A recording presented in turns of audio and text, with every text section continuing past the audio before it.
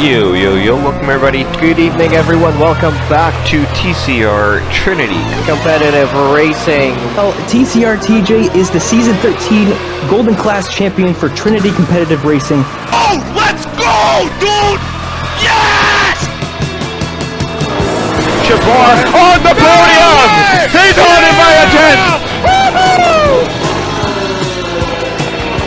10! Gentlemen, side by side through one.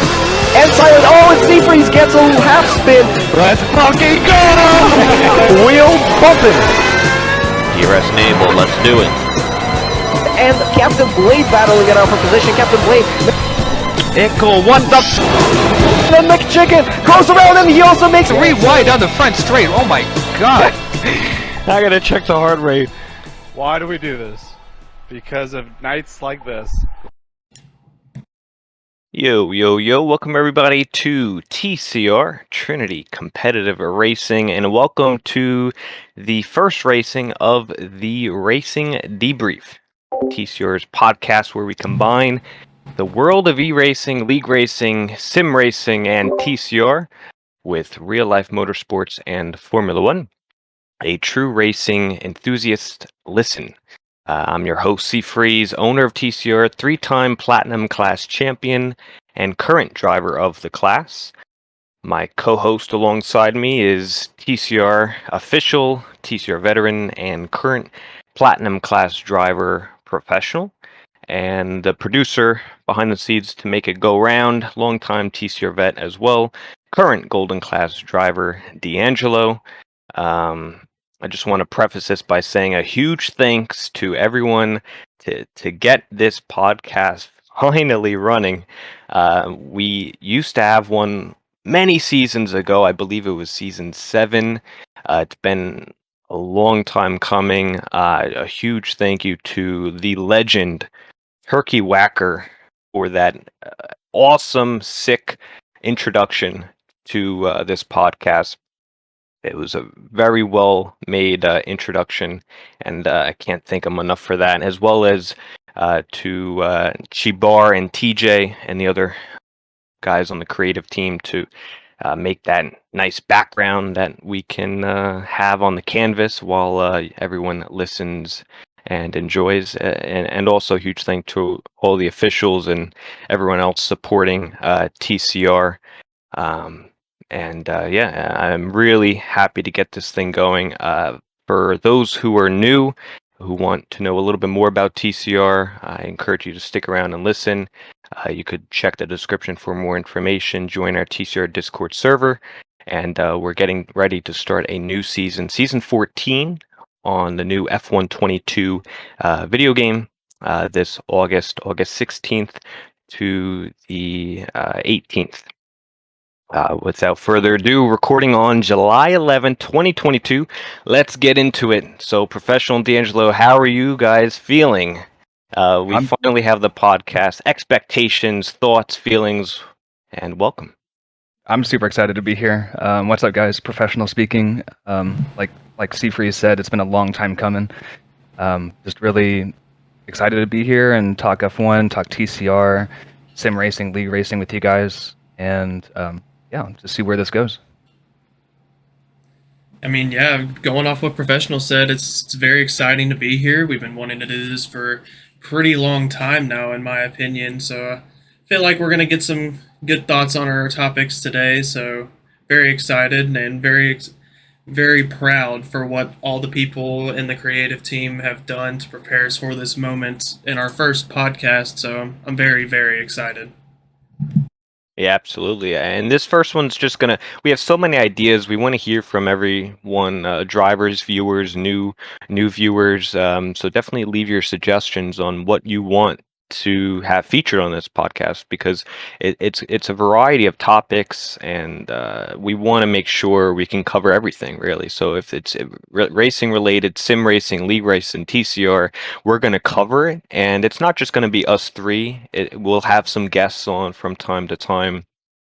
I have ideas of different styles of podcast, like different tier rankings, debates, and a whole bunch of other ideas that we can do on here. It's pretty much our venue for TCR because we do all this work, and it's really our passion, all of our passion to be here doing TCR. And now we have a place that we can actually talk about it, bring people on, and it's like our venue. It's like our venue for everything that we do. You know, we do commentary, stewarding, racing. We watch racing. Some of us actually kart in real life, and now we get to come here and actually talk about it. And this is set up for the long term. Like I said, we had a podcast earlier, many seasons ago, but it was more really focused on TCR itself, and you really had to watch the races in order to relate to that podcast episode. But this one's more generic, basic topics that are covered all throughout. You might need a little context, but not as much as that. So, I'm really happy with that. Shall we get into the topics and the themes for tonight, Seafreeze? Yeah, what do we got on store? Yeah, I think let's do. I think we got intro to motorsports. I'm actually curious on how you got into motorsports because I don't like I've known you for a few years, but I don't really know how you got into motorsports. And then I think you'll be entertained on how I got into motorsports, and I'm excited to talk about that a little bit. So, how'd you get into motorsports, first of all? I feel like my way, at least into motorsports, came through NASCAR initially. I think when you look at TCR, we're heavily North America based. I think a lot of people can relate to, being young, watching NASCAR. Either their father had it on, whoever parent always had it on, and it was always in the back. Oh, every Sunday, every weekend, really. Yeah, the lower series too, and a lot of people in league racing, they use the 24 number, obviously, for Jeff Gordon, and a lot of people like Jeff Gordon as their favorite. Now, for me, I'm not, I don't dislike Jeff Gordon, but I don't.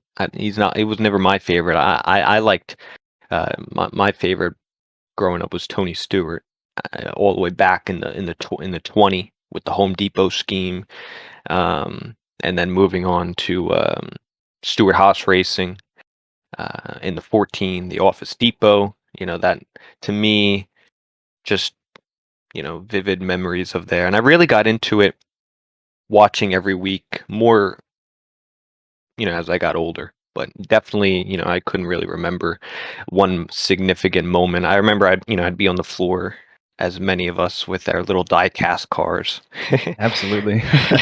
running around. You'd make a little track on the rug. Oh, that was And the best. I love that. I wish I could do that still. I mean, you could. Well, yeah, I could, but might be a little. I'll save that for when I was younger. And then you'd have the video games too. My brother had like on the Xbox. I'm not as older as I'm quite young. Not many people. A lot of people in teacher think I'm really old, but I'm not. I'm quite young. So I didn't have NASCAR Thunder or some whatever. I don't know what year that was, but 2004. yeah, I was only 3. So I was gonna say, were you born yet? I was only 3, but more so on the EA games. We talk about EA getting into the Codemasters and F1 games now. But EA was NASCAR. You have the same thing when you open the game. You have that EA Sports that's in the game. It's like nothing more iconic than that in sports, really, video game wise. So yeah, I'd race. I'd try to do the Daytona 500 with the little steering wheel. I remember I did one race that was a full Daytona 500, and one race. In that game, if you got to the end and won, you get to do like your little donut spins and celebration. And I was really doing it for that. And I finished 3rd, and then I was so upset because I couldn't do my donuts. I couldn't celebrate. So yeah, that's really, and then through NASCAR, that kind of brought me into some other venues of, now I watch anything if it's got 4 wheels, even 2. I'll watch it for the most part, or I'll definitely be interested in it, because it's just pretty fascinating. It's things we really can't do in real life. Yeah, for sure. I think I have quite a different intro to motorsports, I guess maybe than a lot of people, but I do remember being extremely young, like I'm talking 4 or 5 years old, and I would remember sitting on my dad's lap in our living room, and we would be watching Formula One, and I distinctly remember, him saying, there goes the red car, there goes the Ferrari, and I would say, Ferrari, Ferrari, and I guess I was brainwashed into being a Ferrari fan from 4 years old, and not just a Ferrari fan, but a Michael Schumacher fan. And so this was back in, because I was born in '92, so a Damn. little bit older than yourself.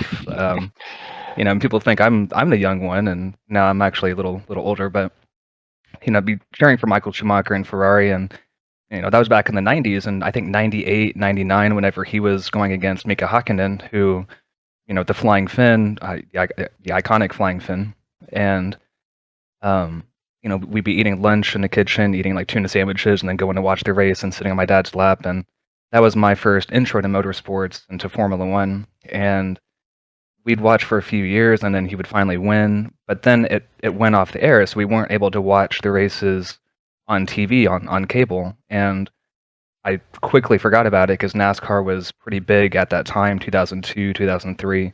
I was a huge Jeff Gordon fan. Was not the biggest Tony Stewart fan, and I know they were pretty big rivals and all that. So Yep, yep. I thought that was kind of funny. But I would play the NASCAR games and stuff, and I quickly forgot about Formula One. And then in 2005, the Monaco Grand Prix, we got home from church one day, and I just turned on ABC Sports or NBC or whatever network it was streaming on, and I saw Formula One at Monaco, and I couldn't believe it because it had been literally 3 or 4 years since I've seen a Formula One race or just known about it. And so I was super excited, and that's when I got back into Formula One, and from then it was on TV '05, '06, '07, and that's really where I kind of dropped NASCAR a little bit because my ultimate viewing motorsport thing was Formula One, and so from then on I just kind of took it off. Um, I watch NASCAR here and there and all that, but yeah, super excited for that. And then obviously as the years went on, and Michael Schumacher retired, and then I was an Alonso fan, and Hamilton came along and all that. So that was, yeah, I kind of appreciate my dad introducing me to Formula One at such a young age. I think if he didn't do that, I don't know if I ever would have gotten into it, or if I did get into it, it would have been a much different, I guess, aspect of my motorsport, I guess, hobby, if you want to call it that. So Yeah, but you mentioned that it went off the air. Would they stop broadcasting it, or it went to yeah, like a different? I think it's not that they stopped broadcasting. I think it went to a different channel that we didn't have That you because didn't back have. then you had to pay, for like the Speed channel, because I think it was on NBC or ABC, but then they exclusively went to Speed channel, which we did not have at that time because it Gotcha. was expensive as part of that, like, um, I guess when you get more channels, that kind of thing. And so we didn't have that, so we couldn't watch it. And obviously, internet back then was, took you about a year to, download, like a web page. So it was really difficult to watch Formula One whenever it was on Speed Channel. And again, like I said, I just quickly forgot about it, being so young and all that. It's pretty cool. The thing with well, 05, 06, '07, and you mentioned the Alonso. That might be, besides maybe today, those were like the prime days of F1, really. Like Yeah. those were like the cars. Like those cars were all, like whenever someone thinks of Formula One car, they think of, that sound of the engine. Like that V12 or those the V10, V8 Yes. just screaming in 2006. And my favorite onboard to watch would probably be 2006 McLaren with Raikkonen and Montoya, and that thing just screams down Silverstone. And I can pull up a YouTube video and just watch that all day. And like those cars, those sounds, that's for me, that's the essence of Formula One. You know, so yeah, That's crazy. that's I what I missed think. out on a lot. I missed out on a lot of F1 because, um, obviously F1 until recently, last since pandemic really has not been involved in America. Hasn't been popular. Like NASCAR is, I think even today, still the number one motorsport in America is NASCAR. I think very soon Formula One will be overtaking them. Just we've seen recently, they're going to Miami, they're going to Vegas, they're already in Austin. Who's to say that they want to go to L.A. or New York or back to Indy, Back to Watkins Detroit, maybe. Glen, Detroit. I mean, there's so many great tracks and venues. Think about F1. If F1 wants to race somewhere in the world, they don't need to use someone else's venue. They just make their own. That's all they do. That's the great, like, they have the money, they have the funding. If they, say on Miami, let's do one in Miami. All right. Well, there's no tracks on Miami. All right, let's just make our own.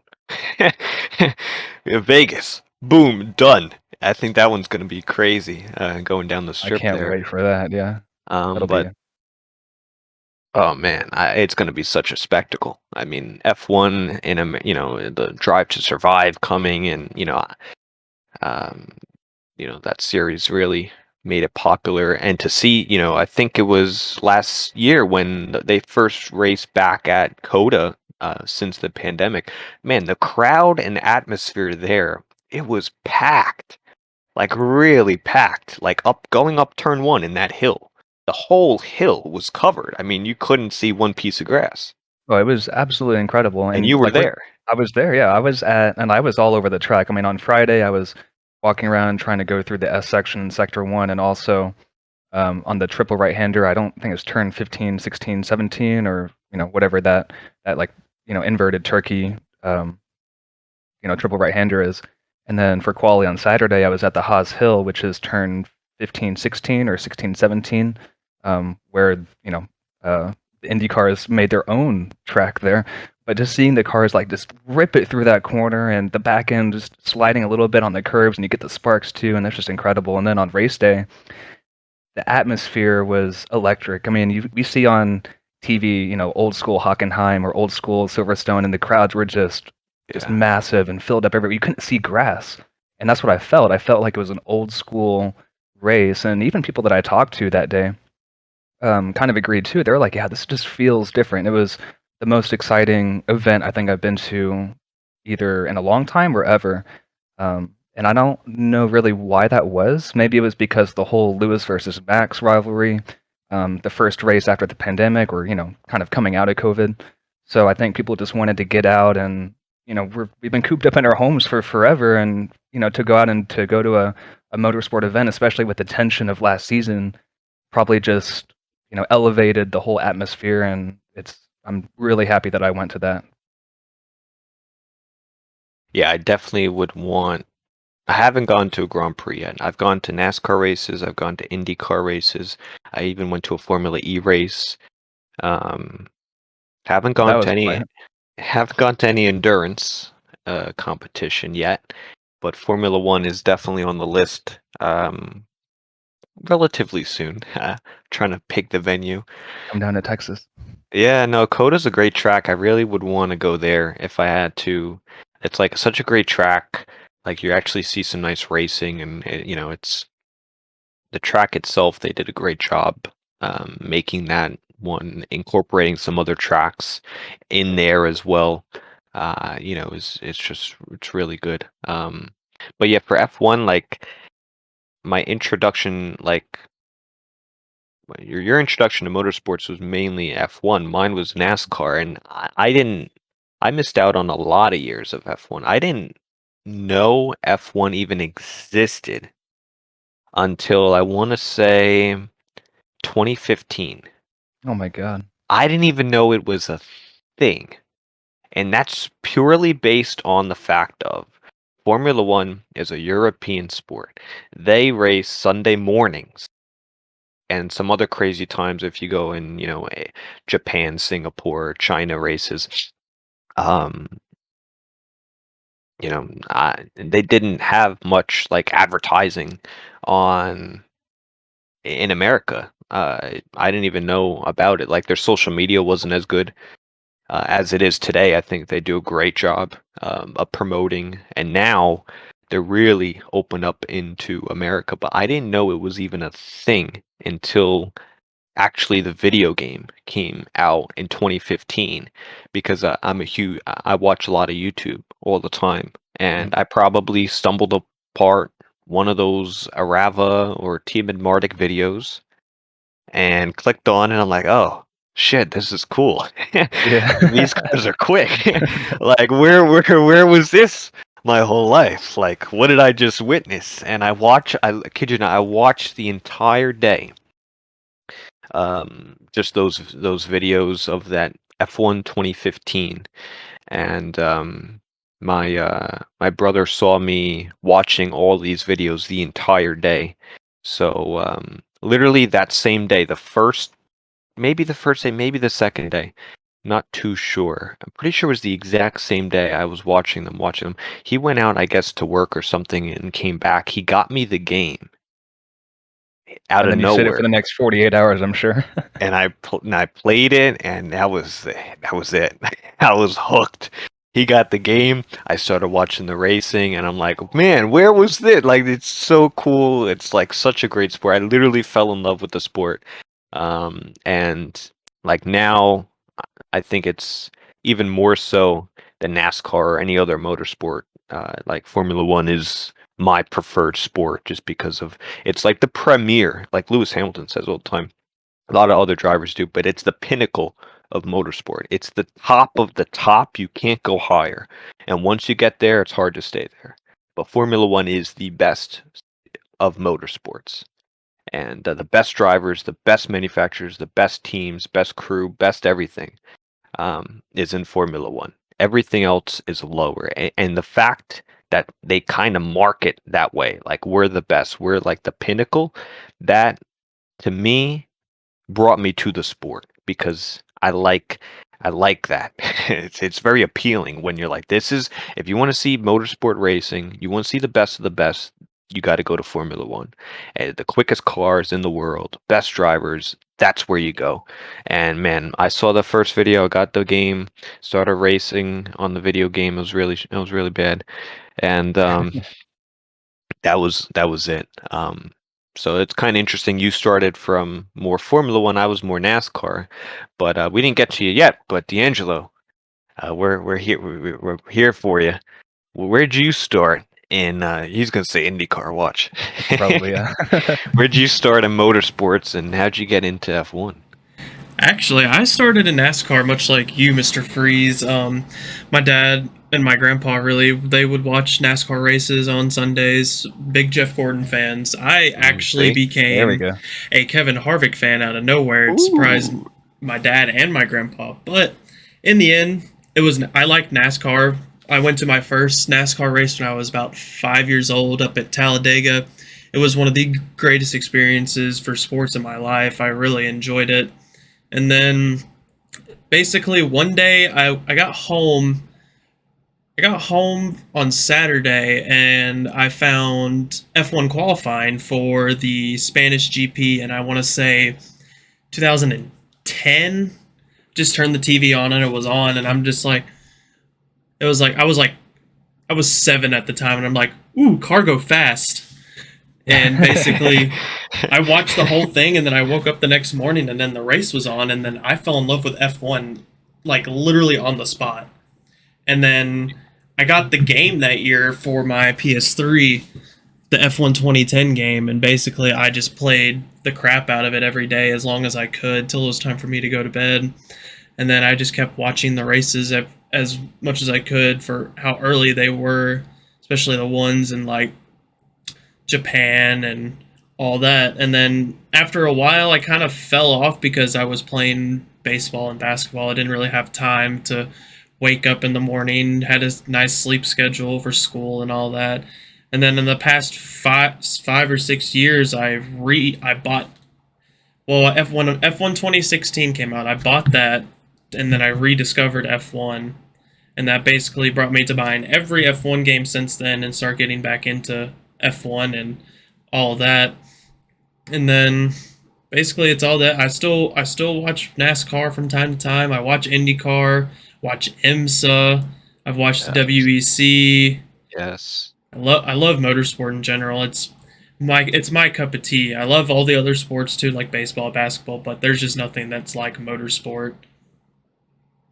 Absolutely. Do you know how old were you when you first saw that first Spain race or the qualifying? Was it the same age as NASCAR or a little later? It was a little later. I was about when I first saw NASCAR, I was about 3, and then I was about 7 when I saw the Spanish GP qualifying, and that was about 2010. Damn.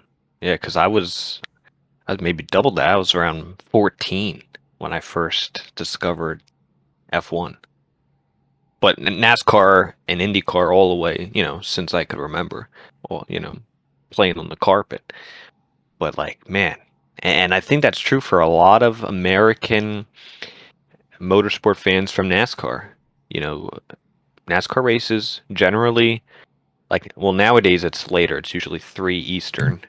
But some in the past it used to be a little earlier, like 2 o'clock, all the way up to like 1 or even noon sometimes. But now it's predominantly like 3 p.m. Eastern. So F1 races are like 8, 9, or 10 a.m.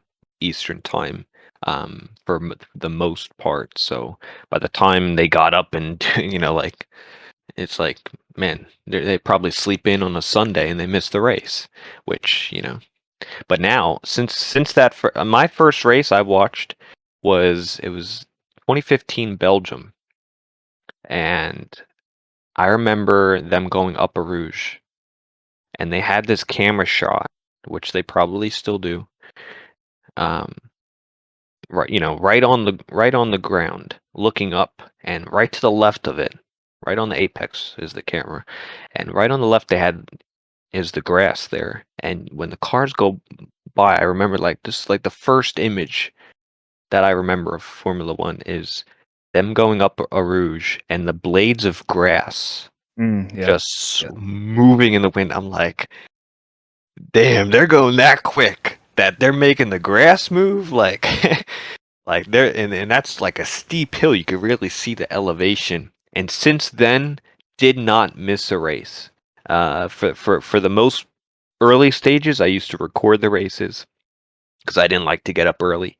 I record it, and then I would wake up. I don't touch any social media. I go right to the living room, put on the recording, and watch the race. But now I watch them live. I don't care what time it is. My weekend revolves around F1. Whenever that is, if the Australia race was 2 a.m. I remember a few of us were in a call. We did a watch party, 2 a.m. I think it started the Australian Grand Prix last year, and I mean, it's dedication for. Now I'm East Coast. Now you're 1 hour behind, 1 hour professional. behind. Oh God. I mean, And I know other people in TCR in the league. They're West Coast. I mean, they 3 hours have to get behind or up. something. It's like I feel bad for you waking up at 4 a.m. Oh hell no! I'd record those. I can understand that. Like, but yeah, I watch them all. I watch them all.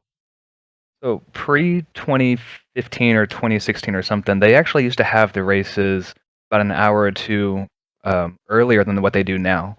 Which you can imagine being in Central Time, like we would be getting up at, or I would be getting up at 5 or 6 o'clock a.m. My dad would be getting up too. I would go in the dream and be like, "Hey, Dad, I got to get up and watch F1," and be like, "Rah, rah, rah, rah," and walk out like almost stumbling over and stuff and falling over because it'd be so early.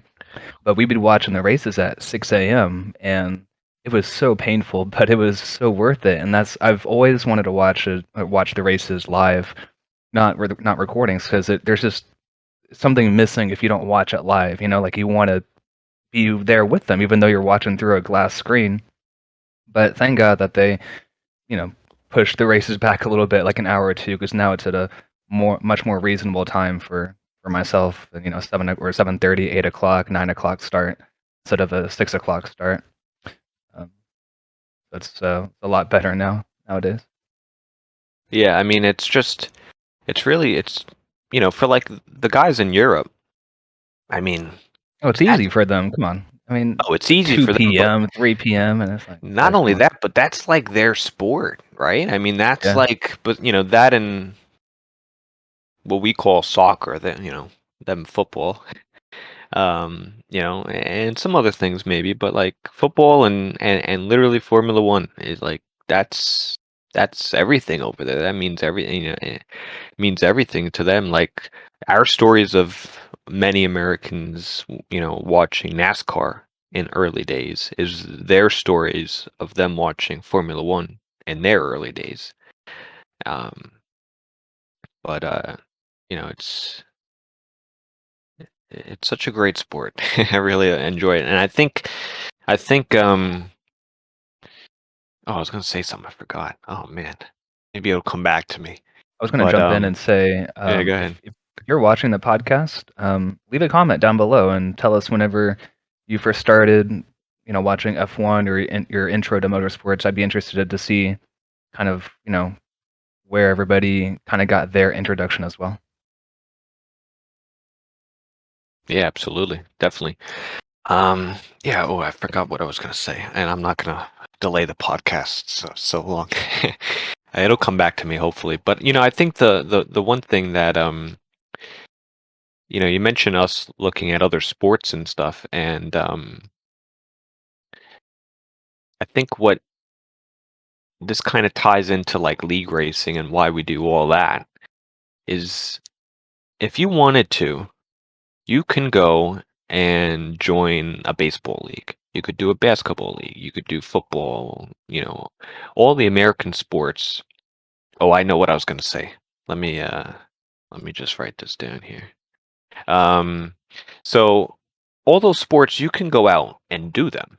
You can join, do it through school. You could do it college, you could do it, private leagues, but for the most part you can't go out and be a Formula One driver. You can't be a NASCAR driver. You can't be an IndyCar driver. You can do some sort of it, like you could do karting. I know a few of us in TCR were supposedly meeting up to do a karting meeting this summer, but it doesn't seem to be happening anytime soon. TJ, get on it.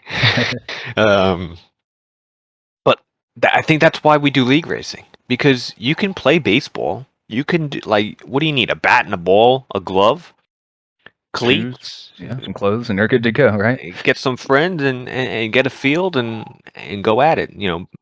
Same for basketball. You need a ball, a net, a court, and a few friends. And that's it. You could play duos. You could do you do whatever you want. Racing, you really can't. Racing and karting, I know a lot of people in the league. They do karting and stuff, but it's so expensive. The karting. If you join a league, you have to pay so much. I know Blinn does karting. He says he has to pay like 80 Canadian per race, and that's just Per race, yeah. that's for the actual league.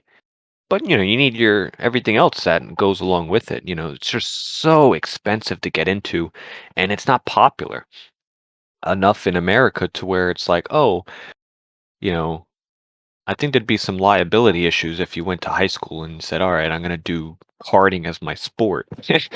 Like you might have to sign a few releases. I don't think you have to do that for the basketball team. So I think that's like one of the big reasons why we convert to league racing and sim racing. It's because it's a lot more affordable to just get a Fanatec or a sim racing wheel equipment Or get your and PS4 controller. or controller. Yeah, I mean that's That's where I where they started. started, yeah. That's where I started too, We all and there's nothing started wrong with there. that. For the most part, I think everyone started on controller. Even early days, it could be as simple as a very simple form of racing. It doesn't even need to be sim racing. A Mario Kart. Mario Kart. All right, come on now. I'm from New York. What do you want? Yeah, no, any form. You start on controller and then you eventually move your way up. But some of us do karting. I wish, like for me, I'm up here in New York. Karting and racing is not um, too popular. And the point I missed on earlier, which I finally remembered, is that we all have, when you bring up motorsports, like nowadays it's not as bad.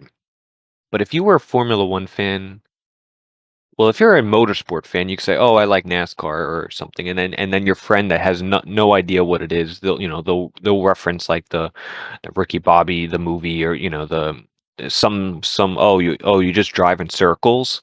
Or you Oh, just that's turn left fun. all day. All those generic Mhm. sayings. Oh, you just turn left. Why are the races 4 hours long? It's so boring. They don't get it. Well, why are you throwing a ball in the net and running back and throwing a ball in the net? Like, it makes, I guess, to each his own, right? But like, we all have those friends. But then if you say Formula One, everyone in this motorsport, if you're a fan of motorsports, fan of F1, you all have those friends that have no idea about Formula One. And it could be, and we all started there too, to a degree. I mean, we all watched it as little as we could, so we understand some of the concepts. But you have your friends, and they're like, "Oh, what is this? What is that? Why is it? What's a yellow flag?" Right? Like, and you have to literally sit through and explain to them the entire sport, and it And just they kind think of, you're crazy, yeah. for doing that. It's like, why would you do that? Why would you spend your time watching this? Like, that just seems like such a waste of time. And you're like, no, dude, you don't understand. You can't relate to a lot of people, and it's hard for them to relate to what I think we enjoy as motorsport enthusiasts. You know? Yeah, it's like and that's all the time. And then you're almost afraid to tell them that, oh, you're a Formula One fan, because at least up here in New York, very uncommon. Like, the biggest sport's probably baseball, I'd have to say. Um, with the Yankees and Mets and baseball, even their Hall of Fame up in D'Angelo, what's the Hall of Fame with the baseball? What's Cooperstown? Yeah, Cooperstown, I got it. Cooperstown. Yeah, yeah, that's up in New York. Um, so that's probably the biggest sport. So every time, they'd be like, "Oh, what's your favorite?" So I'd always say baseball, because I am a baseball fan.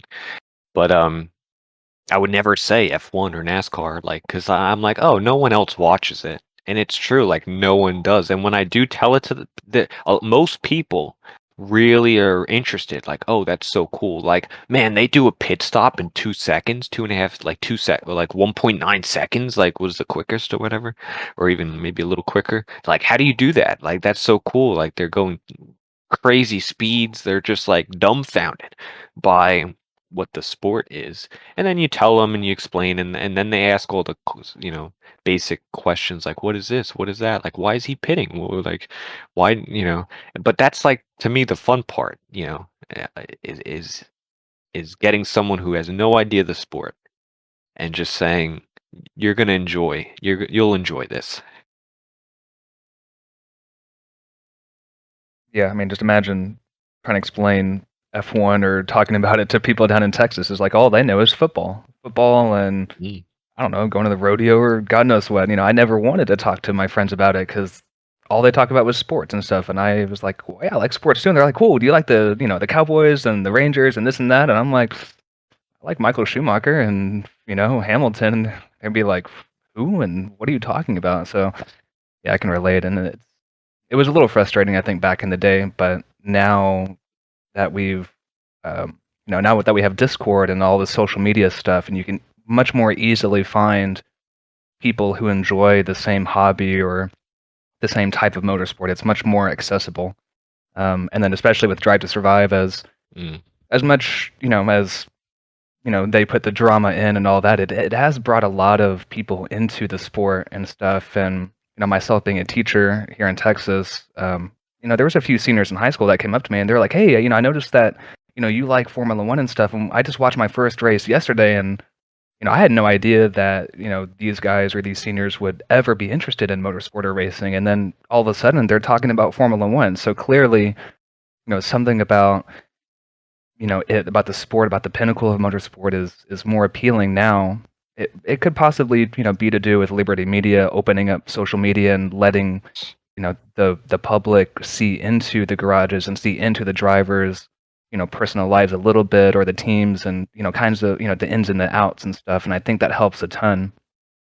And I'm willing to bet even Formula One now in America might be more popular than IndyCar, which, Yeah, I think so. I think it's surpassed that even in the past, probably 2 years ago was online with it, but now I think it's surpassed it for sure. And then before we know it, I think it might even surpass NASCAR, but NASCAR is pretty embedded into America, so I don't think that'll ever happen. We'll see. But Yeah, yeah, I mean, yeah, who knows?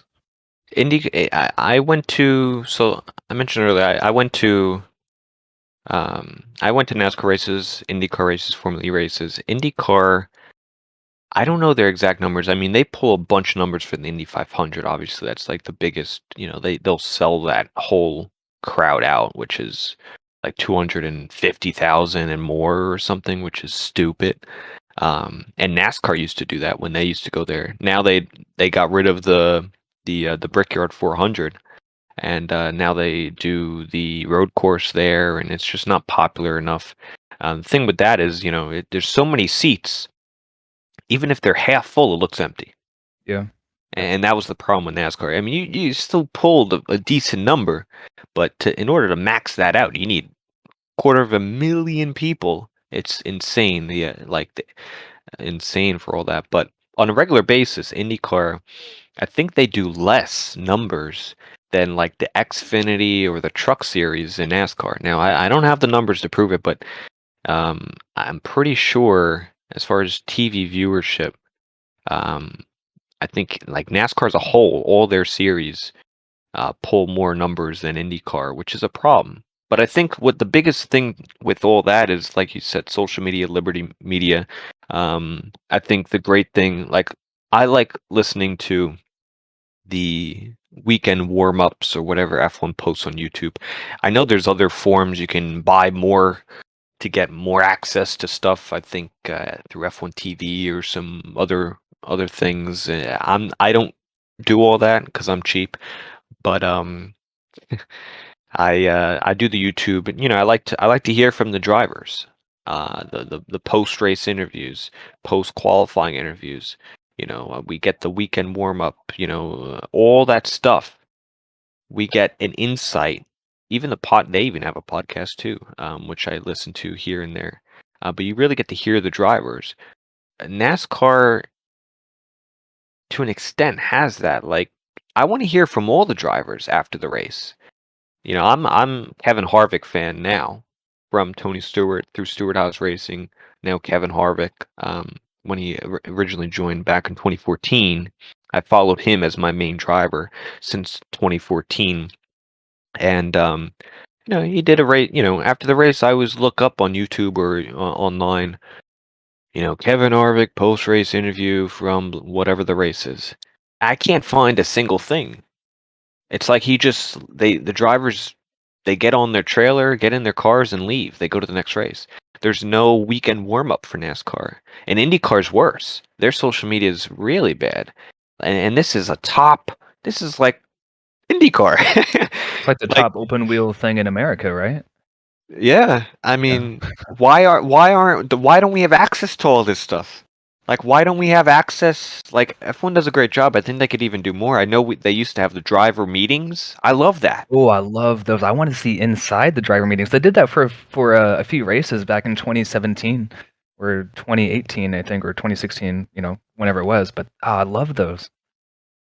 So You cool. really get a sense of all the drivers, and you get to hear from them, and then each of those individual drivers, apart from Sebastian Vettel, has social media. So then you can follow them, and they're quite active on it as well. You get to get into their personal life, and you see these drivers as like, the fashion, top world class drivers in the world, and then you get to see who they really are outside. What they like to do separately. Some are more private than others, but I mean, it's cool for that. NASCAR, IndyCar, you really don't, and the only people that do in IndyCar now is Roman Grosjean, and he was an ex Formula One driver. His YouTube is awesome. He literally he has his own Discord server. You can join that. You could go to YouTube, and he does a bunch of tutorials. Nico Rosberg has a good YouTube channel, Oh, he has a and really good one. yeah, and then they're still active, and it's all Formula One drivers, and the press is like, apart from, I think Jimmy Johnson recently started doing some when he transitioned from NASCAR to IndyCar. He did some YouTube stuff showing his experience. Apart from that, I think there's like Corey LaJoy. I think he plays Minecraft on his. God, bless his heart. Weird. Yeah. I don't know if it's LaJoy. It might be someone else that I'm thinking of. But yeah, we don't get access to all that. It's literally like the race. NASCAR doesn't even do qualifying anymore for the most part, or practice. They just show up and race and then leave. And it's like, we want more as the viewer. Like for me, I want more. Like I don't mind that the races are 3, 4 hours long because it's once a week. But I want, what's the storyline, right? Like what are we going into the? I think that's what Formula One does a great job at, is it builds the weekend up from Thursday or Friday for press days. Oh, Red Bull having problems in FP1. Oh, qualifying penalty, new gearbox. Oh, this one's sick. A driver play. Here comes Hulkenberg. And then you go into the race, and it's like, oh, we have all this stuff happening, and now it's raining. This is strategy. This happen. It's leading up to that race, building that hype, and until those 5 red lights go out, it's like the best feeling is when the lights go up, and Mhm. then Crofty goes, and does his whole spiel. So. Um, but Maybe that's why it's the pinnacle of motorsport. Maybe that's why, it's regarded as like the top because of all that buildup and all that stuff. And it's not like the other series can't do that type of stuff, but maybe Formula One just, I don't know, like it just works for them much better and it works with their format much better. And yeah, I don't know. It's the whole buildup just makes the whole weekend. And I sometimes like sweat a little bit or shake a little bit when the lights go out because it's like I'm watching certain drivers and yeah, it's nerve-wracking. I can't imagine being on the pit wall. No wonder Total Wolff or Christian Horner, they're like shaking and stuff or twitching their thumbs and whatnot. It's yeah, it's crazy. I love it. well, I think NASCAR's done a good job as of late, because you had a bunch of great drivers in there that were, Jimmy Johnson, Tony Stewart, Jeff Gordon, Dale Earnhardt Jr., all these top drivers leaving year after year after year, and now, the really only, I guess you would say, household name would be like Kyle Busch, maybe Mhm. Denny Hamlin, Kevin Harvick. Apart from that, Chase Elliott maybe, but he's young, but like he, I mean, his father, Bill Elliott, was in NASCAR whenever I was watching it a whole lot more. But there's a bunch of new guys now. I just don't know who they are, and it's yeah. hard to get back into it when I don't know anybody, and it's easier to get into something when you're a lot younger too, I think. Yeah, no, I agree with that. And with the pandemic, I think NASCAR was one of the first sports back. They did and they even did. They pulled it back to iRacing. Remember, they were doing those iRacing events on, literally Yeah, broadcasted on television, which really like increased the use of sim racing, iRacing rigs. Like Fanatec couldn't even keep up with the production. It went up so tell me many about it. people were buying. Yeah, I mean, I would like an upgrade. I was trying to get an upgrade, and I Yeah. saw all the production stuff. I'm like, maybe next year, and then nope, nope, maybe the next year after that, and who knows now? But um, And they're yeah, I going, mean, they did the LA Coliseum race. They're trying to mhm. do a street circuit in Chicago. Like NASCAR's trying new things. They have the next gen car, the door numbers moved. Like they're trying things, which I like. I think this newer generation, you really do, because the newer young generation, they don't know what was once, right? Um, Formula One, the new viewers really don't know the history. Now you're going to upset the old viewers, but that's the kind of the caveat there. But um, yeah, one last thing, because D'Angelo, um, You're from Alabama, right? Yes, I am. Because that's where Talladega is. Now, Professional mentioned that his in Texas, a lot of it was football. A lot of people knew football. Up here in New York, a lot of it was, I think, baseball or some other sports, maybe basketball too. Alabama. What's What do you guys got? is NASCAR like the number one there? Because you have Talladega, right, a little south. You have Daytona. Like what's the most popular thing that you think? The most popular thing by far is college football. By College football. far. See, It's college football, and then I'd say NASCAR is probably second, and then IndyCar third because we do have an IndyCar track in Alabama. And then we have minor league baseball, I would say would be fourth, and then minor league hockey would be last. We don't have any actual like the four major sports. We don't have any of those. We don't have any teams of NHL, yeah, MLB, NFL, or NBA. crazy. Wow. I would not want. Sorry, I wouldn't want. I mean, I don't go to many games, but I mean, you would have to like drive or Drive to another state to go that's to a football crazy. game, right, or something like that. Yeah, we basically people in Alabama we treat the big college football teams as our pro teams Gotcha. here. Well, you never know. I mean, I don't know what the population is, but you never know. But at least you got the NAS. That's why I think like NASCAR down south is really where it's most popular. South, um, East Southern Coast, states. South, um, is for sure very popular. You have some great tracks around, which are good. The only tracks I've been to is Poconos in New Hampshire, and they're not the best tracks, I guess, for NASCAR standards. But yeah, let's so NASCAR did their whole iRacing thing.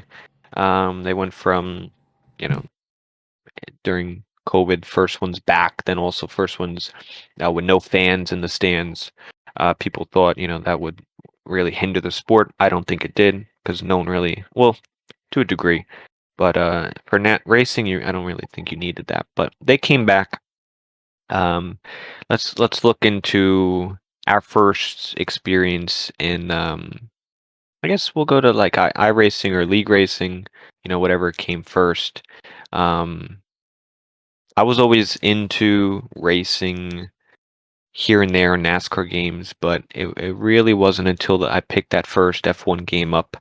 F1 2015, there wasn't much content in it. I went pretty much to the career mode, which didn't have anything in it. It was pretty much Grand Prix mode. And I just did that over and over and over again. The multiplayer wasn't too good. And then I started playing a little bit of multiplayer towards the end of the game cycle. And then eventually 2016 was the first game where everything kind of started for me in league racing. And especially, the reason why I'm still, I guess, doing it, and the reason TCR is here, and why we're here talking right now. When was your first experience, professional D'Angelo, in league racing? Was it F1? Was it other games? For league racing, I think, well, maybe not league racing, but I think online play because I had F1 2010 from Codemasters. I've had every Codemasters game since then. I think actually except for 2014 because that was that new engine and it was kind of a flop to be honest. But 2010 was the first game I could really race people online, and just the thought of being able to race somebody that wasn't in the same room as me, you know, was really, really appealing because I wanted to prove my worth. I wanted to show them that I was better than you and I was faster and I was going to win. And I just had this huge winning like winning mentality. If you're not first, you're last. Ricky Bobby. But so 2010 was really fun, and that was my first taste of it. And I just thought, wow, if there was like a league or if there was like a season that we could create with like a few people to to race against each other and create a championship, like create an online championship. How cool would that be? And so I just did a ton of online lobbies 2010, 2011, 2012. Come F1 2013, that was my first league experience. And I think I think my very first league was AOR. And I think that was probably a lot of people's first leagues back in the day, to be honest. In that time And period, yeah, I yeah, would that think time so. period. I mean, that was, I think, probably one of the highest points for AOR was 2013. And it was so fun and so cool. And I had such a blast. And I still race with people today from 2013. And I remember getting home from work because I was in college at that time. Get home from work at 10 p.m. and immediately turn on the PS3 as fast as I could and get into an online lobby with some guys that I have been racing with every night for weeks. And I would be on until 2 or 3 in the morning and just doing 5-lappers and 25% races over and over and over. And that's all I would do. I would never do career mode. I would never do any of that stuff or no TT, just online lobbies. Because again, like racing with somebody was the coolest thing because you couldn't do that in real life. Like you said earlier, Yep. you can't race F1. You can't race NASCAR. If you're going to do karting, it's a lot of money. And I was going to actually, bring Xandermar in because he did real life karting when he was younger and like competitive karting, but I think he quit because it was so expensive and he had to kind of like I think he ran out of money because you have to have sponsors in order to keep going. So then I think his outlet was to go league racing, and I think that's why a lot of people league race because that's the closest you can get to actually driving a real life car and competing in real life.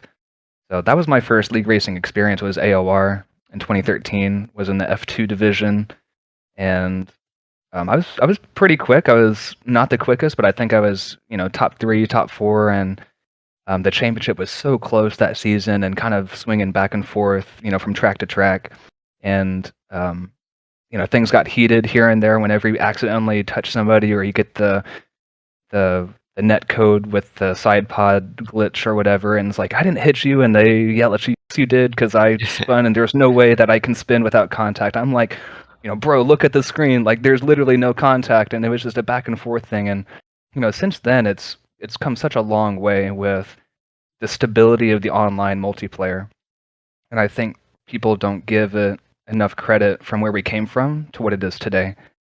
And if you play every game from 2010 to now, you'll see the improvement and feel the improvement from game to game. And I think that's why I still league race because I feel the improvement, and especially since COVID, like iRacing and ACC and F1, it's just been on another level, and the driving, the racing has been on another level too, and it's just so exciting. So it's that's what I love to do. I just love to league race. I love to race people online, and I don't know when I'll stop. I mean, I'm 30 years old, and I'm still You don't racing. got it anymore, I guess. Yeah, yeah. I mean, who knows? But I love to do it, and it's just something that I do. If I wasn't doing it, I'd be really, really bored. I'll just say that much. Oh, absolutely. Now, when you first started, what equipment were you on? Controller, wheel, you had a rig, or was it on the table? Do you have the old kitchen chair out? Yeah, the folding chair like Silent, right? Um, yeah, I think 2013 was the first league racing stuff. So I was on pad, on controller, and that was just normal for me because I think the first wheels back then didn't even have force feedback. Yeah, So you're probably right. having a wheel wasn't really that much of an advantage. It was just that you could maybe be a bit smoother and not be so jerky with the joysticks. But my first wheel and pedals was the Playseat Challenge and the Logitech G29.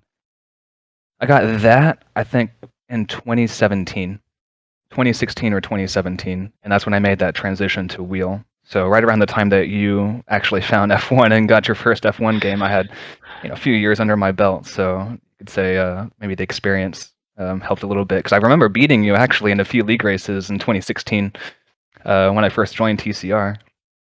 But yeah, from AOR to TCR, I had kind of, I guess, traveled around and tried to find my home. And I had joined race department, PSGL before it was, what it is today because it's extremely popular today. But it was very small back then and just only had a few tiers. a few other leagues too. I can't remember the name of it because I was only there for a few races, but nothing really felt right, you know. And then in 2016 or 2017, I can't remember the year. It's been a few. I found TCR, and I think I was in like the restroom or something. I was just searching up like leagues, you know, like You found us while PS3 taking a or shit. PS4. Yeah, pretty much. I was just Oh God. just researching. No, I was wanting to join a league. You know, don't give me crap. But I was searching like PS4 F1 League or something, and I was searching through pages and just trying to look for something. And I stumbled across Trinity Competitive Racing back when y'all had the old logo, I think, or when we had Yeah. the old Well, logo. back then we really weren't established. You know, like we No, are no, you kind of weren't. nothing at all. I mean, I was against so many. I'm like, man, you know, back then it was like I wanted to keep it simple. You know, it was. Well, I will get into the creation of TCR, but back I'll then tell we you what, didn't the really website was have really, it. really simple. There was nothing on there. Yeah, nothing. And Nothing. that's the thing. Yeah. Yeah. But I searched, you know, I found TCR. First race, as everybody, well, not everybody, but a lot of people know, was one of my 2 wins out of 98 starts so far. So did win a TCR race, my debut, and I thought, man, this is great. This is really cool. And I'm sure the win helped me, but it felt right. Like there was people who were competitive and clean, and it was simple. It wasn't so convoluted with a lot of things that other leagues had, and I just felt like it was a really good community to fit into. And that season was really fun. I think I joined season 3, possibly season See, we 4. debate this all the time. Now, the stat book will I can't definitely show remember. it.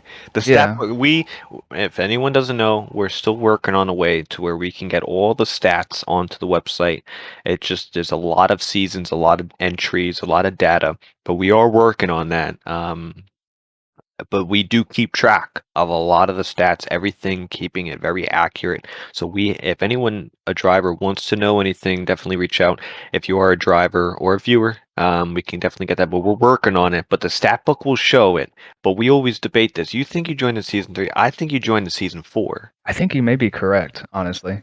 And it was But halfway through the season, right? yeah. Now I think it was season 4 because that's when Destiny won his title, and you were kind of.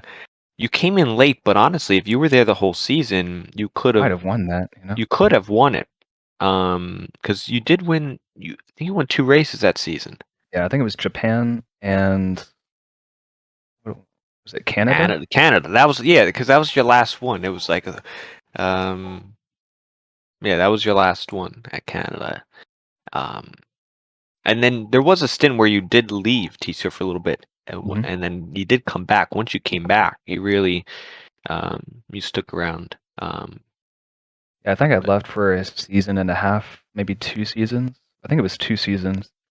And that's when I was exploring some other leagues and was transitioning into college and all that. And so it was, or not transitioning to college, but transitioning into my first job. So things were kind of up in the air and was moving and all that. So couldn't really commit to really any league at that time or any league racing. So I had to take a little bit of a break. awesome. Now, D'Angelo, I'm going to ask you one question. If it's a yes, then I'm going to transition and introduce my segment, and then I'll have a chance to get your side of the story. It was your first ever league experience TCR, or was it a different league? It was TCR, It was 100%. TCR. Yes. Now you didn't do any other league racing in any other NASCAR or any other racing game. No, mainly because I couldn't find anything in NASCAR at the time, but before I started the F1 League stuff with TCR.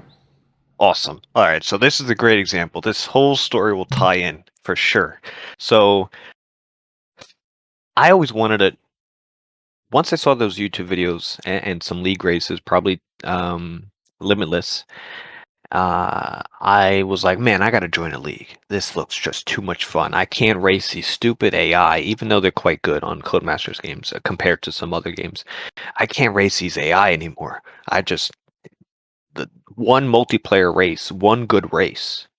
I mean, it just hooks you because nothing is better than racing someone, another real person, on a racing game. You really get that experience.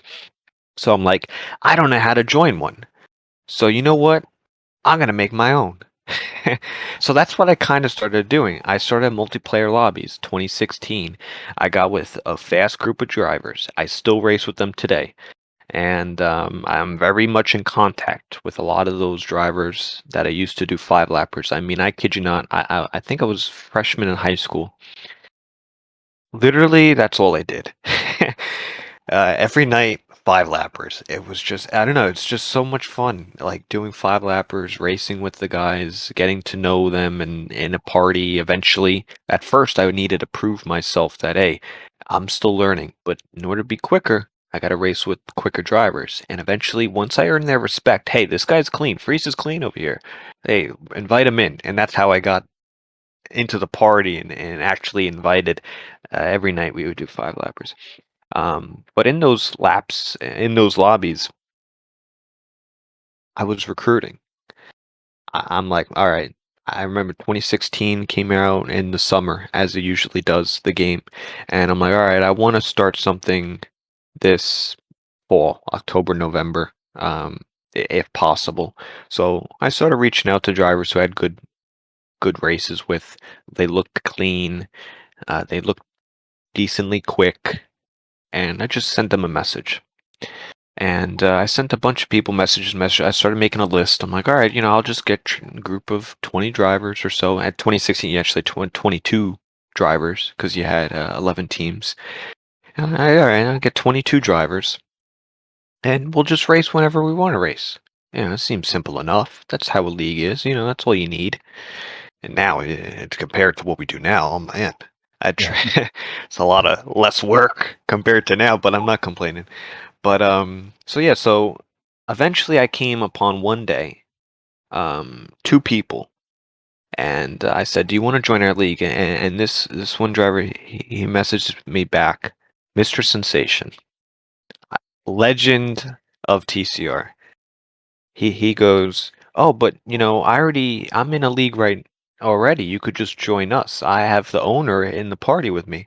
So he invited me to the party. The first conversation, probably one of the first few conversations in like league racing, in like a party chat.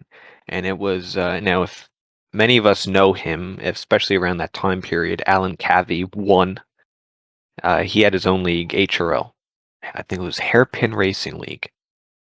And they were explaining the whole league. They're like in their second season, very newly formed as well. And they're like, yeah, you could just join us. I'm like, all right, great. Well, I already had a few drivers, that I had on my list, only a few, maybe under 10. I said, I'll let them know about HRO. I'll tell them to join here, and I'll just join you guys. But in the back of my mind, I always wanted to create that my own experience. Because like we said, you can't go out and do this in real life, for the most part. You need backing and money and all that stuff. So I'm like, the whole experience sounds cool.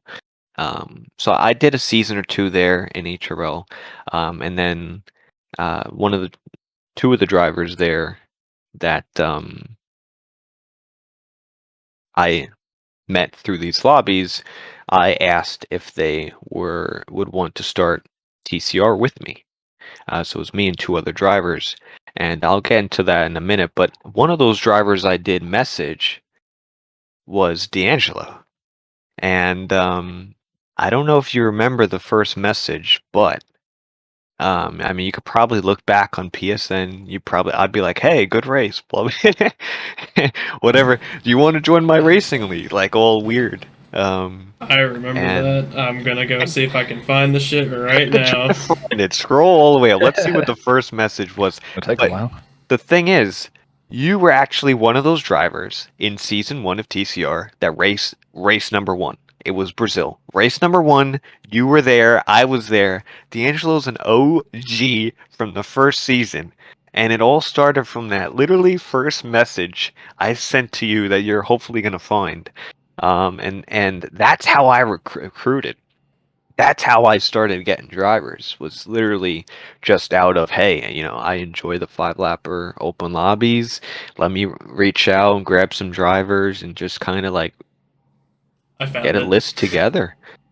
And that's really what it started with. So, D'Angelo's one of those drivers that, not many people know, but like I'm like, people mention your name sometimes, and I always tell them, like, damn, I recruited him from day one. Race one, he was here. And you know what? That grid in race season one, like I said, I still have connections with that entire grid. As many older drivers. I mean, at this point, we probably have hundreds of drivers that have been throughout TCR, and I try to keep up with so many. But it's if you look at it in my eyes, my perspective, I'm one person, one owner, well, one in my position, and you have hundreds of drivers. It's hard to reach out to everybody, but if you are a former driver and we haven't linked up in a while, like I definitely make time. Like, just reach out, and then we'll find a time. We'll do racing. We'll chat up, even if you don't have the game. Like,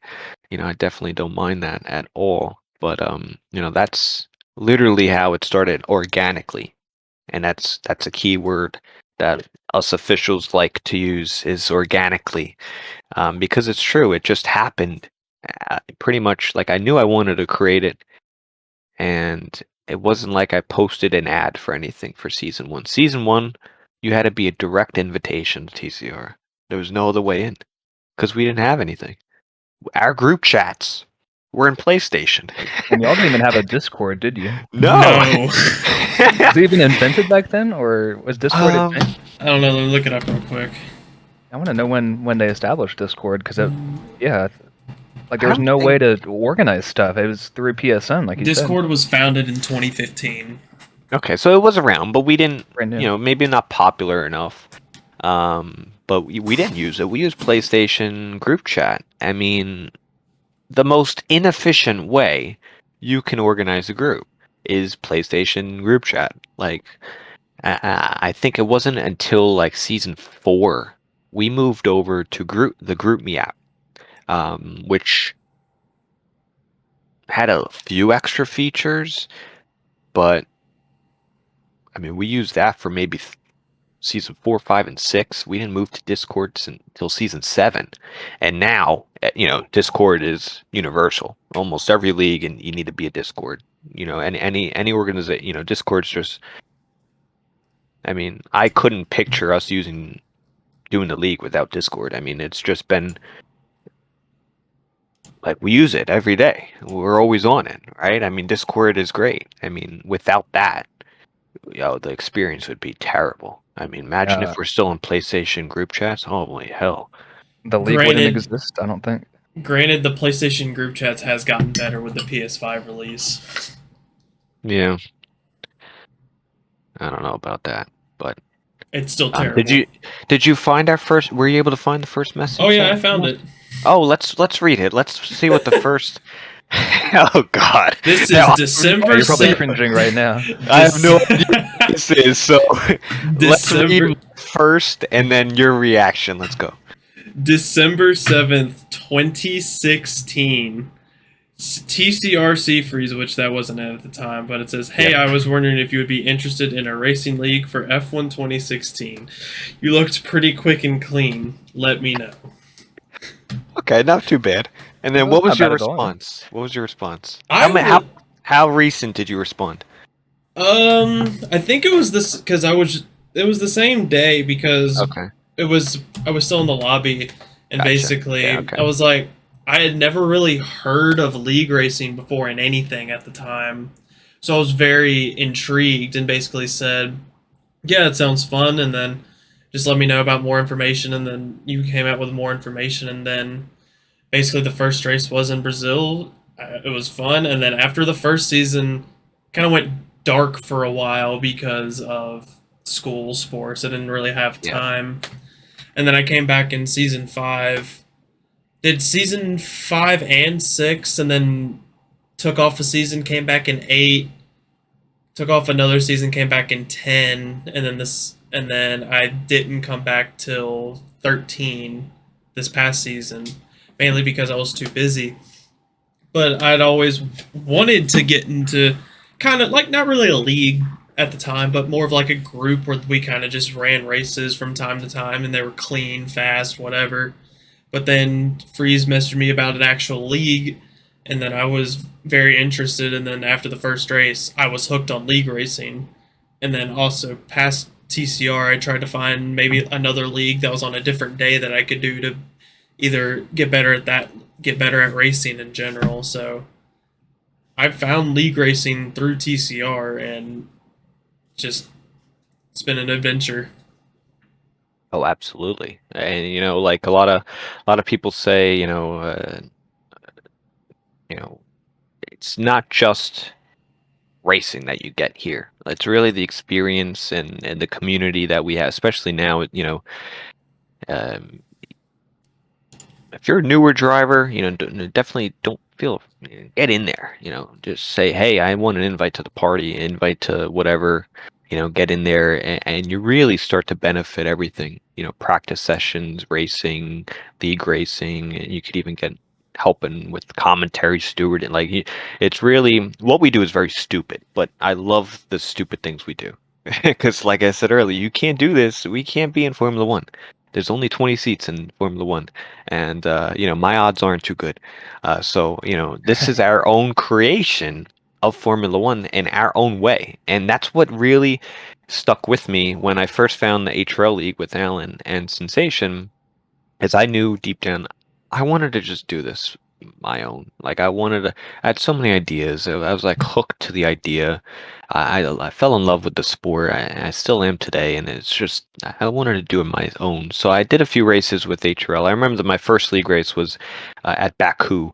It was actually the first race of the season because it was the new track at the time. A lot of leagues like to do whatever the first newest track is, that's the first race of the season. Makes sense. So Azerbaijan was the first race. Actually, I DNF'd in that first race. I remember it. It was a stupid mistake, but in those 2016 cars, exiting, which nowadays it's not even like a corner, but like the last left right going onto the main straight. In the 2016 cars, it was quite hard. Like you really had to nail it. Nowadays, oh, you can definitely go through there, but 2016 cars, you really had to nail it. Otherwise, that corner is quite tricky to keep flat out. Just how the cars were, and I'm pretty sure it was on lap. I think it was on lap 22 of I don't know how many laps. It was maybe 26. I think I don't know how many laps there are in Baku. What, for 50%? It's Yeah. 26 for 50%. 26. 26. I think it was lap 22, or maybe 23 that I crashed out on, and that was my first league race. And since then, you know, I guess I was scared of the fact of crashing, so I try to be Mr. Consistent and try not to do that. But ultimately, I went to the with Alan and Sensation, that league. A lot of memories came from that experience because TCR for many is their first league. It's your first league, D'Angelo. It's not my first league, and I'm the owner of it. It's you actually have something like a unique thing. My first league's not TCR. It's HRL from Allen and Sensation, and all those guys over there. Which some of them moved over, and like I still have great connections with them as well. But I knew I wanted to do it separately. So one day I was like, man, I have this idea. I want to do um, a separate league because I've since the beginning I always wanted to reaching out to drivers, and the only reason I joined HRL was because they offered me to, and I just wanted to get into league racing. So I asked Sensation and another driver, Nevi, and we created it. We definitely um, were excited back then, and it was just cool to do, and it was very simple, very simple. A lot of people like to point out, that maybe the competition wasn't as great, but I will agree. Today's competition in Platinum is really good. But drivers back then, wasn't as popular. You didn't have as many people on those games, but we still had drivers setting top 100 times on time trial. I mean, we were some of the quickest guys that I knew on the game were in TCR on my friends list, and it really started from there. And actually, the name of TCR really just stemmed from the three, obviously Trinity meaning three owners coming into it. But we wanted to do it to where we all had a say, whatever we wanted to do. And obviously things change over time, different interests, different priorities, and they're no longer on the team. Sensation's done some commentaries as of late. Great commentator, and Nevi I haven't talked to in a while, but that was the origins of TCR is very simple, and I think what TCR definitely stands for, we say unlock your racing potential, and we say it for a reason. It's really to get drivers like D'Angelo, like people who are, it's their first league, into TCR and gather that experience and really improve up the ranks. Back in season 1, we had 1 tier. Now we have 3. We don't like to, well, we'll never have 10 classes. That's just not how we roll. We're quality over quantity.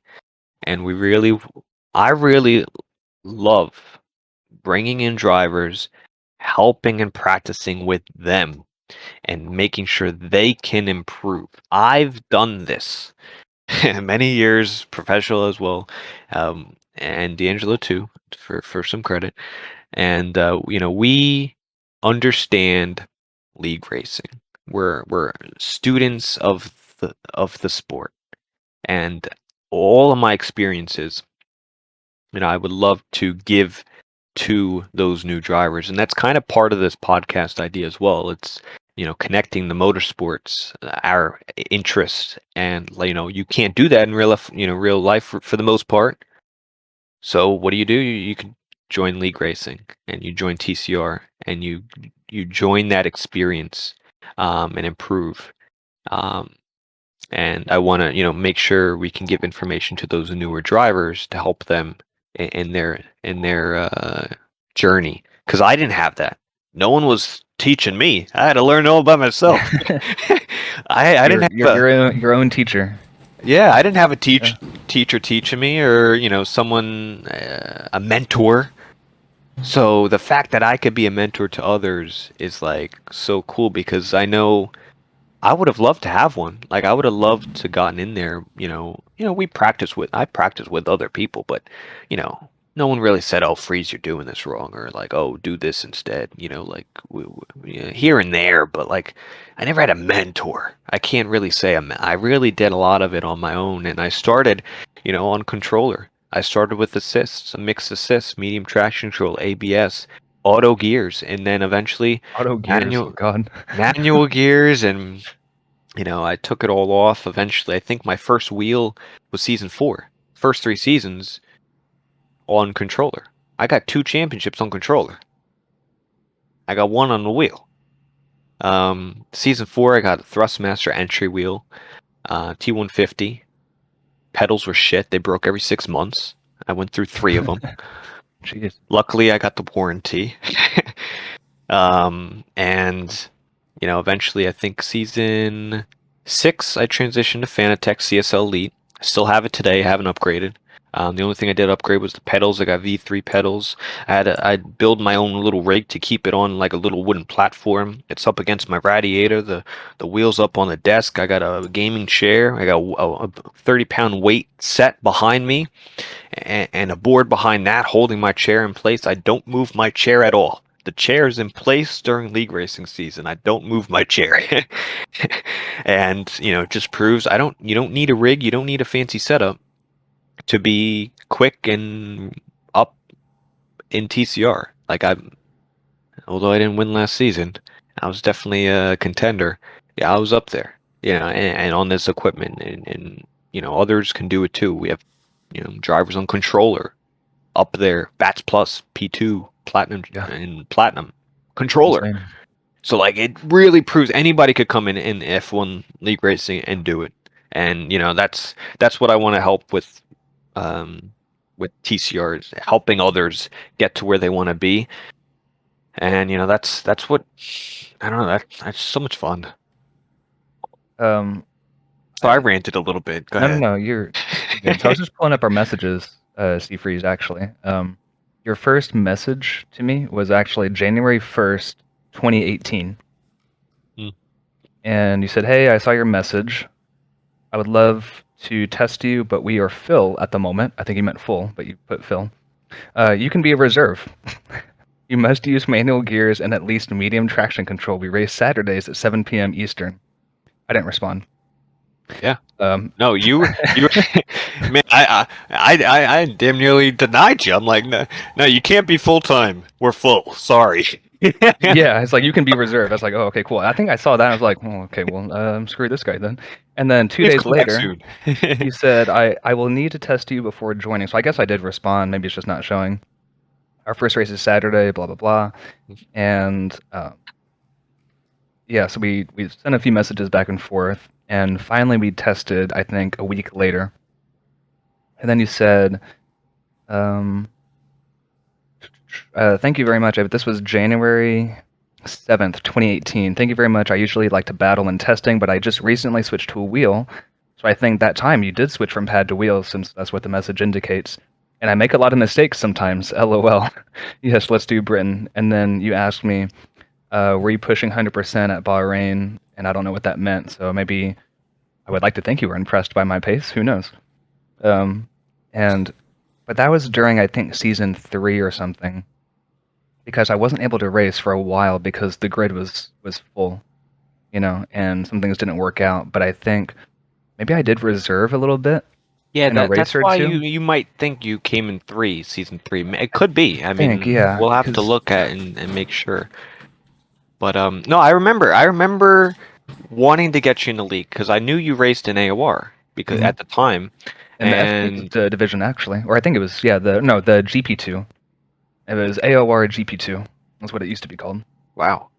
Yeah, and then until they switched over to F2, Formula One used to be GP2, GP3. Now they're F2, F3, which is a lot better.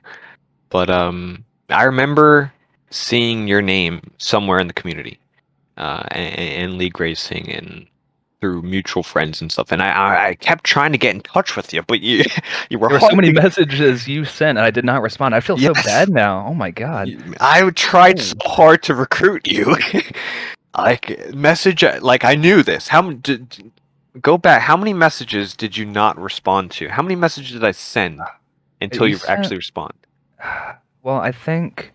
See if you could look that up Well, because I because the really first wanted you in this message. league because I knew you were Yeah. quality driver. I saw from AOR, and there's a lot of people like this. I see the community, and I try to reach out, but not everyone responds. But like, Right. you know, I Well, I want mean, the good drivers in here. like your first message to me on PSN was, "Hey, I saw your message." So I think I reached out through the website or something, and I sent your old TCR League website and the chat. So, but I'm not sure if it's in English or not. But that was, I think, the website I discovered, and I think I messaged you through that because it was through email at that time, not even through PSN. It was through email, and then you messaged me on PSN because I sent you an email. It took us a while to test, but then I think I reserved or whatever. You were like, "You want to race tonight? We're at China, race 2 of the season. You can go in the Williams, just be clean and respectful." I said I won't be able to do tonight. Definitely next weekend if you need someone. Then he messaged me then saying, you can race tonight in the Mercedes. I didn't respond, so I didn't race. A week later, hey, sorry I asked you to be reserved last week, but we actually had 20 full-time drivers. And then he said, do you want to race full-time?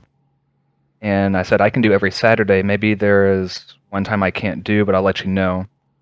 And then I said, I can race tonight. So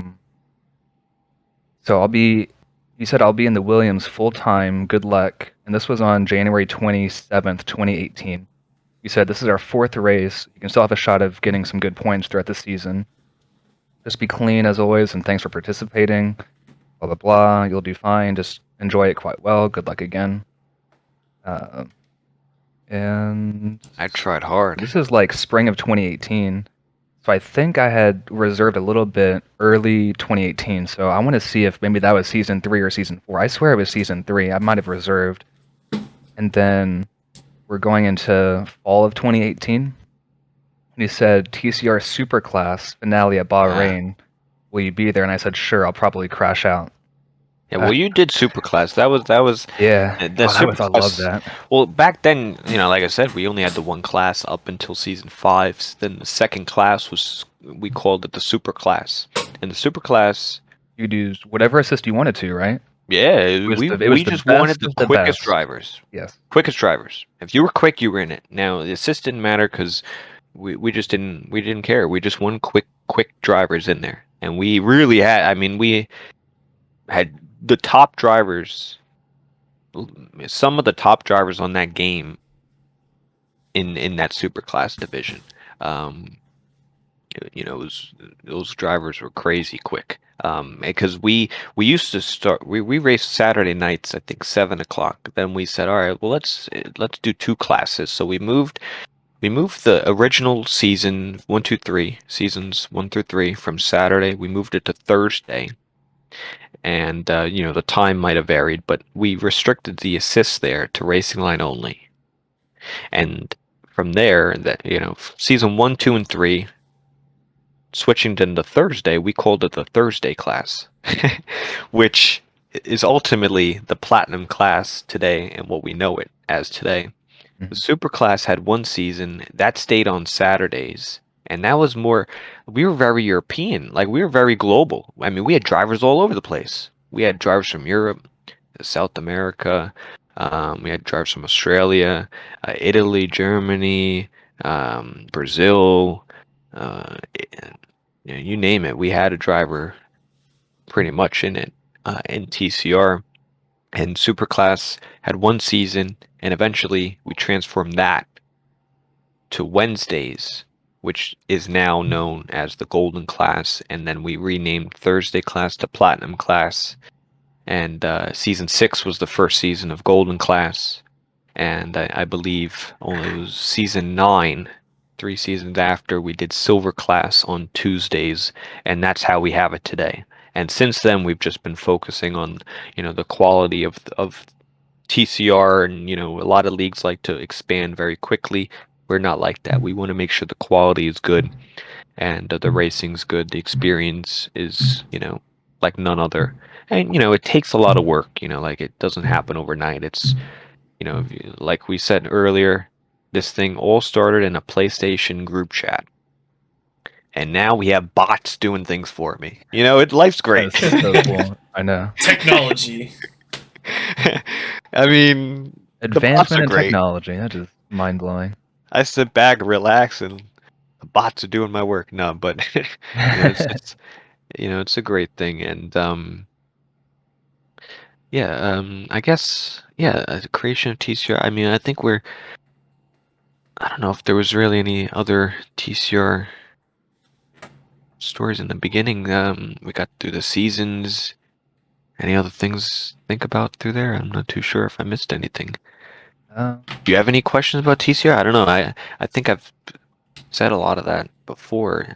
Usually, I covered a lot. Maybe, I mean, like now that EA Sports has kind of taken over Codemasters, and obviously EA Sports has slapped their logo on everything F1 2020 or F1 22. I mean, we're taking screenshots and it's like EA, EA, EA. It's like the logo's bigger than everything we're trying to take the screenshots of, and it's crazy. Point is that we're getting cross-platform sooner than later, Yes. and so many leagues I feel now with the cross-platform coming soon. A lot of expansion, I think, is going to be happening with leagues. And like you just said, we don't want to expand. We're not like other leagues, and I agree. We want to keep it the 3 classes, and we want to keep the quality up there and all that. So the future of TCR is interesting because of this whole cross-platform thing. It's like, do we want to create a PC-only league and stuff, which people have requested before? Do we want to keep it just PS4? Do an Xbox league, a PS4 league, a PC league, or just keep the 3 classes? And there's so much different directions we can take as a league for cross-platform and all that. So the future of not just TCR, but the future of F1 leagues in general, I think, are really up in the air with what people want to do. And I think that's exciting. It's scary, but it's exciting. And you might see a lot of drivers trying to move around quite erratically to try to find their new home because as in the past, we've known with F1 games, PS4, PlayStation is not equal to Xbox, which is not equal to PC. There's advantages and disadvantages to each platform. And I watched a video by Limitless just today, or I was about halfway through before we started the podcast. But he was saying, why is PC slower than PlayStation? Or I think the title was why is PlayStation quicker than PC?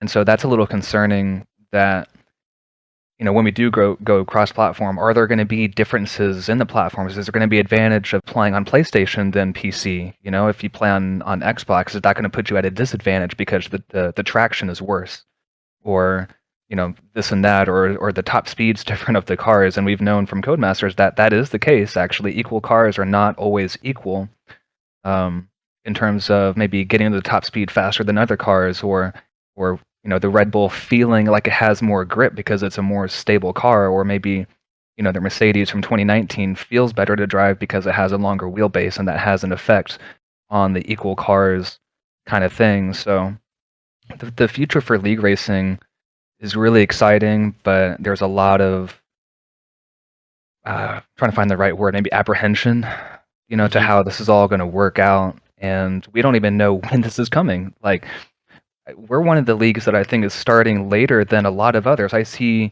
so many ads on the other Discords and EA Sports and whatever. They're starting next week. Literally. Yeah, and it's like, dude, the game's been out for 2 weeks and you're starting already. Like, I hate that. Pisses me off so much.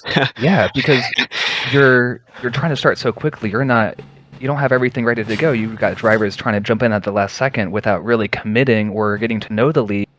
And halfway through the season, they're going to be gone. They're dipping out to go find another thing because maybe it wasn't what they really wanted. The experience wasn't what they wanted. So give it some time. Let's, like we're doing, let's start in August. Who cares? Like, we may not get the initial wave of drivers to sign up or whatever, but we're trying to go for quality, not trying to get started as fast as we can.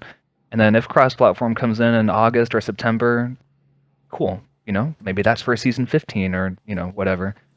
So the future of league racing is definitely up in the air with EA Sports and cross-platform and whatever else they're going to introduce, supercars and all that. Yeah, well, you bring up the PC. I've been wanting to do PC League for a PC class division for literally since the 2019 game. And every season, every year we go in and we're like, oh, let's just wait another game cycle. Let's just wait till the release of the game. Let's see if they're doing cross-platform. Let's just wait. Let's just wait. And then 22 released. I'm like, man, still no cross-platform until, like, because it's not in the release that it's cross-platform. So it's like, man, it's not coming another year. I'm like, oh man. But it wasn't until one of those interviews or leak got out, and eventually, what's that guy's name? Lee Mather, I think his name is. Yeah, Lee Mather. Lee Mather, right? He eventually said that it was yeah, it sounds like a Star Wars name if I had to choose. um, but yeah, he eventually said it would be coming eventually. And I think that's good because it's good that we didn't pull the trigger on a PC class because, then how would you like, oh, where, if you went on PC class, how would that rank among TCR? It would just be separate, it's a different platform. You'd have top drivers in PC, top drivers in Platinum, and it's like, oh, what are you gonna do? Who's considered the best? You don't really know. Now, I'm happy we waited and ultimately the cross-platform is going to help, but also destroy a lot of leagues too, I think, because there's a lot of leagues today that have, maybe at least three classes per platform, which is like 9 leagues, 9 different classes, and some have a lot more. You look at some of the big leagues, maybe like 10 or 11 classes, and it's like, man, what are you doing? PSGL has like 25, man. I mean, what the hell? Now, think about it this way. If you were to start, let's say you were the worst of the worst, tier 25. If they do 2 seasons per game cycle, which I don't know what they do, if they might do 3, but I think they might do 3. I don't know how many they do.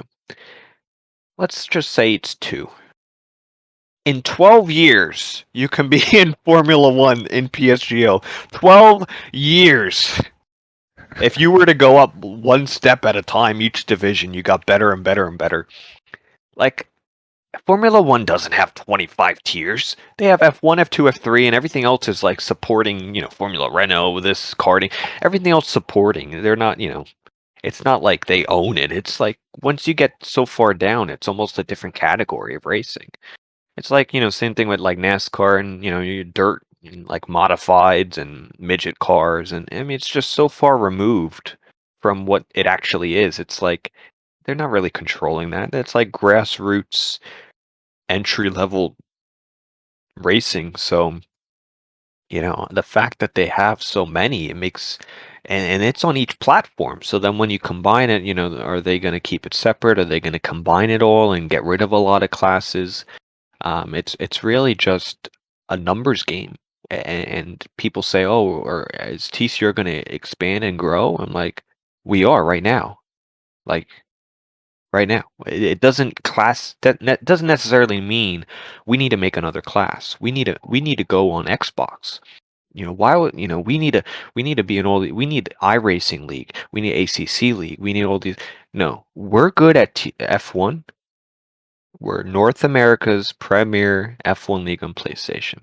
Cross-platform is going to help us venture into getting other drivers, top drivers from North America, from Xbox, from PC, and also on PlayStation, where we're, formally on.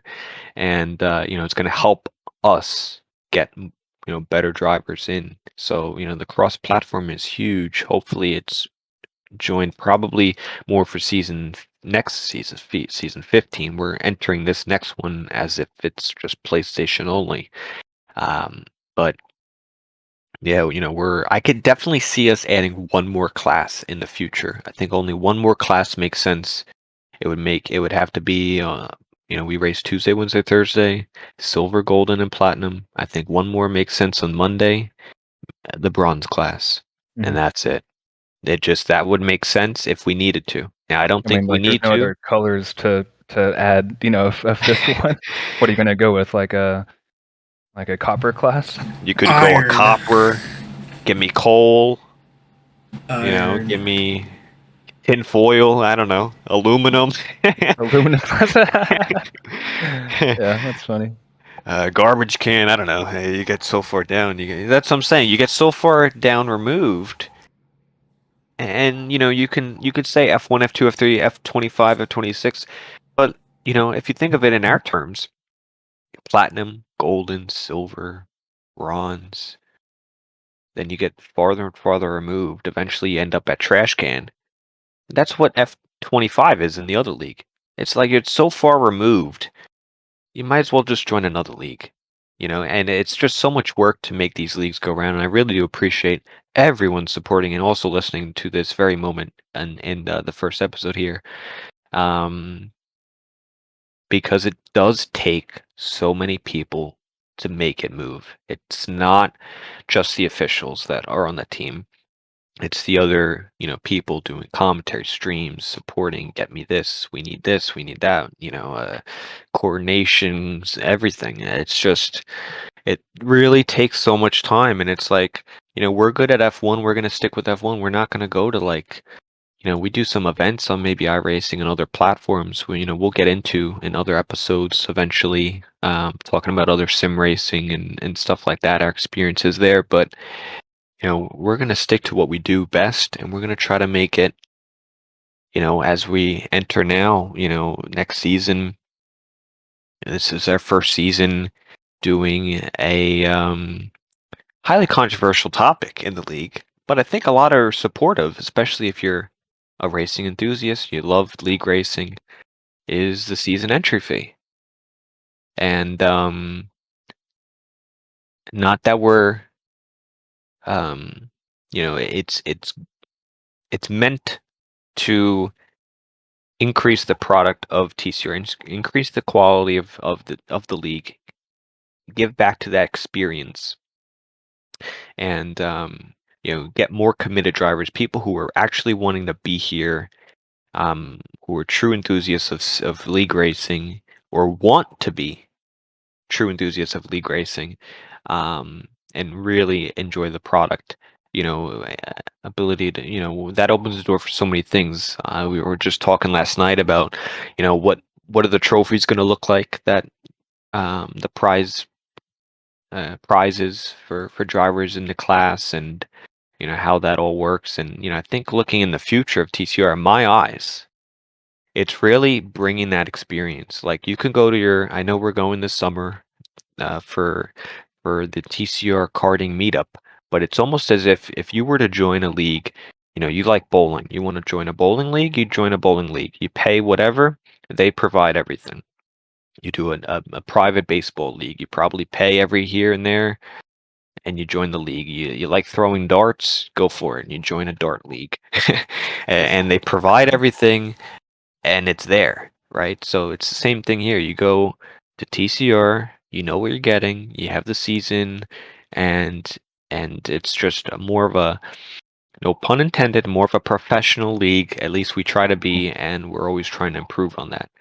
As opposed to, more of a casual, and where we started back in those PlayStation chats. Back then it was a lot of fun, but competitive. But now everything has changed. Like, we're so much more established, and there's so many more ideas we have. It takes so many people, and I really see us going in a great direction of understanding that, hey, we don't need to improve in numbers. We just improve in our quality. Yet we're still having fun. Like, this right now is fun. Just Like, talking racing and motorsport, yeah, I'm having a blast. when I do commentary on Silver Class, which I'm returning to next season, that's fun. When I get to race in Platinum Class and get crashed out, that's not fun. It's No, fun but when you too. get to race in platinum with Professional as your teammate, that is probably the most fun you're having, right? Absolutely. There you go. And it's all those moments leading up, the practice sessions, Hmm. getting in there and leading up to the race. All last season, the amount of practice, and the times we had in practice sessions, and other drivers too. That's the moment, right? So, like, that's fun. But we understand where we can have fun, and we understand that, hey, we're not trying to be having 25 different tiers and pretty much sell ourselves short.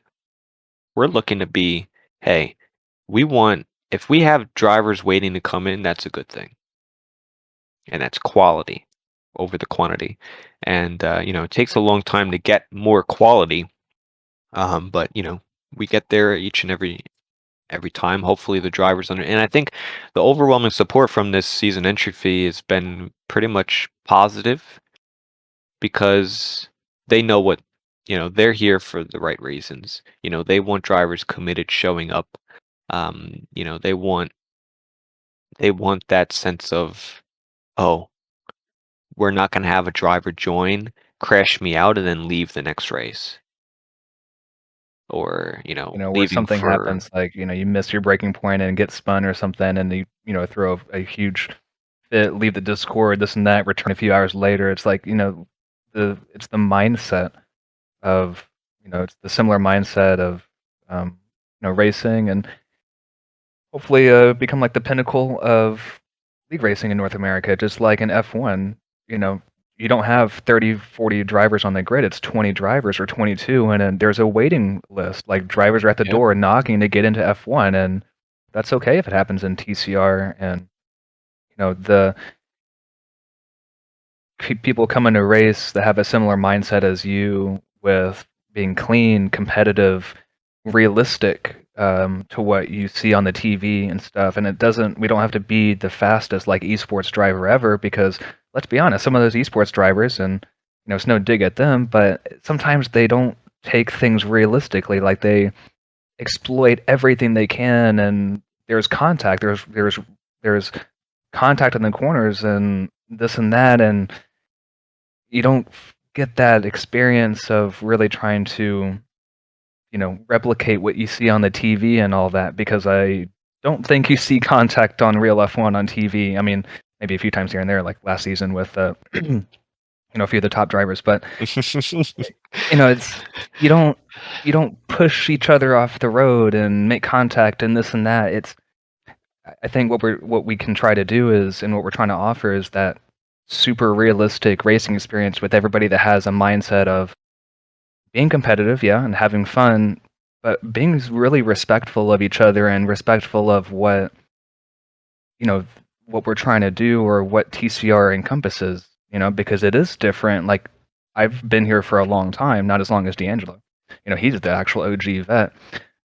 But it's different than what I experienced in the past, and I think that's why I keep returning to TCR, and I don't want to leave. Like, it's my home now, and trying to increase the quality with you. And, that next step is that entrance fee to hopefully hone in on that minority group in North America that has the same type of mindset that you have and that the league kind of tries to be.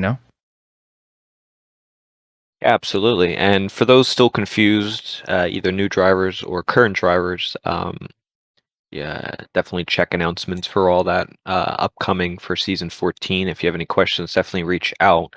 Um, but yeah, it's definitely, where I see it. We take value in what we do, and we want drivers who appreciate what we do and want to be on the grid each and every week. Obviously, it's so cliche. The league's isn't here, but it's true. The league's not here if the drivers don't show up. But we want drivers that want to be there. We want commitment from those drivers. Obviously, things come up. I don't even. We don't make every race, but some don't see it as that. Some don't understand that time aspect of it, and it kind of got frustrating. Not gonna lie, when we do put so much time into it behind the scenes, which I do very much enjoy and I like and I appreciate doing, as long as, for those who do appreciate it and continue doing their part, which is just show up and race, have fun, be competitive, and do what you want, really. And but for those who don't, it's kind of derailing, I guess, because it's like, man, I'm trying to make this our F1 experience in TCR, and others don't appreciate it. So hopefully, that's kind of a deterrent, is that entrance fee. But I think that's going to be great for us because, we're giving, trophies to the top three, the constructors, and not only them, we're giving some other prizes to other, I think, four other people that aren't in the top three. So, it's a good, was it 7 different people, which is a good amount, and to get something out of it. And but hopefully, the racing's great. We keep our off seasons quite long. We've been working a lot. I really appreciate all the officials and getting, hopefully making season 14 the best season ever, and continue off of that. And yeah, I'm really excited to see where it goes. But we like to do things our own way, very unique, and I think we've done that and continue to do that. Um, and it's really just been a lot of fun. I really encourage those who might be listening that are new, a viewer. Maybe they do race, maybe they race in other leagues, to give it a try and test your bet. See how it goes for you. But yeah. Any other last final thoughts? I don't know if we kind of covered a lot. I don't know if Is any other? We have a few minutes left. I don't know if we want to touch on anything, D'Angelo, or No, I'm good. I think yeah.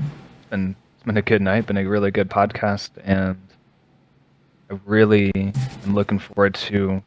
I think it's episode 2 and 3. I forget the exact topics we had discussed before, but as we get into the podcast series, there's so many different avenues we can take with ranking stuff, doing tiers, um, like race recap, like actual race recaps, or kind of looking back on the actual F1 race. That's why I think we'll try to record on a different day, on more of Sundays and stuff. And sim racing equipment, does more expensive equipment actually yield better results, or is that kind of a false advertisement thing that people like to push out? Like stuff like that. I think there's a lot of really cool topics I'm excited for. So yeah, really good first episode, and hopefully, if you're watching, leave a comment down below on what you would like to see, or if you have any topics that you would like to have covered, and hopefully we can add those into future episodes and really kick this off. Yeah, absolutely. And how about you, D'Angelo? What would you like to see on future?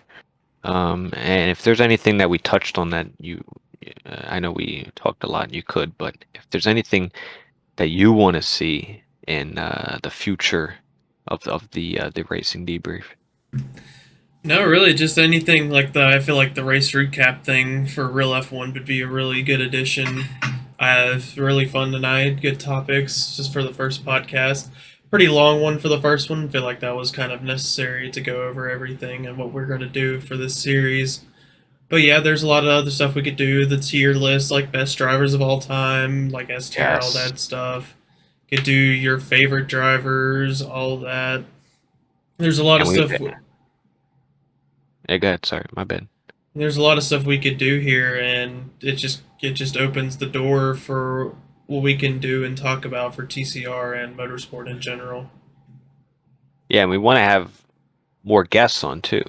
We definitely want to have some of the TCR drivers on the podcast, and get them on the racing debrief, and we'll probably target some of those topics to you, but definitely leave all that in the comments, and show your support on this first one, and we'll definitely incorporate that in future ones. And yeah, I think it was a great first one at first time. So actually, first take, I think it went really well. Hopefully, everyone enjoyed. But I'll leave it at that. Definitely make sure to follow TCR on all social media platforms to get more information on the Racing Debrief, as well as Season 14. We start August 16th through the 18th. Also join the TCR Discord server for all of the information there as well. And until next week, thank you for listening.